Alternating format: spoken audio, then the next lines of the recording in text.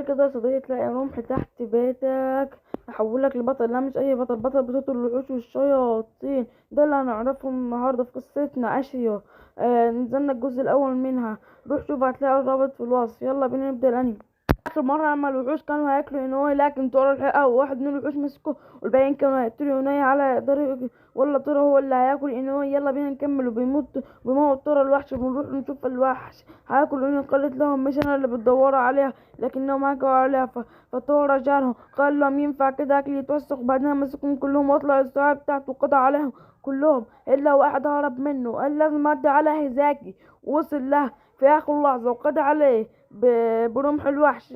وبعدها أشي وبص لتورا واعتذر له عن اتهامه ليه قبل كده، وروحوا بعدها مسكوا في خناقة مع بعض. وفي الآخر أمي شكرت أشي وتورا وادت له برجر هدية عشان أنقذها. وفي اليوم اللي بعده بنشوف شخص طارد للوحوش اسمه يو، وقف في قصاد اتنين وبيقول لهم انتم قتلتم طفل بريء، لازم تاخذوا جثثكم ان لكم وحوش متكرين في هيئة بشر. فالشخصين اللي قصاده هجموا عليه، بس هيو قدر بعدها يقتل الوحش الاول. فالتاني جري منه بسرعة، لكن هيو برضه لقوا وقضى عليه. وبعدها هيو قال انا بقى لي 15 سنة بدور على حد لغاية دلوقتي ما لقيتوش. وبعدها بص على التلفزيون لقى الاخبار بتقول ان الكاميرا لقت صورة وحش، وان الصورة دي اتاخدت في اليابان. اول ما شاف قال هو ده الوحش اللي انا بدور عليه، لازم اسافر لليابان. وبعدها بنشوف اشيو اللي كان نايم وطار هجم عليه وهو نايم، لكن اشيو صحى على طول ومسك الرمح. فطار قال لا استناني بس، وانا اول ما لقيت سبت الرمح ده هخلص عليك.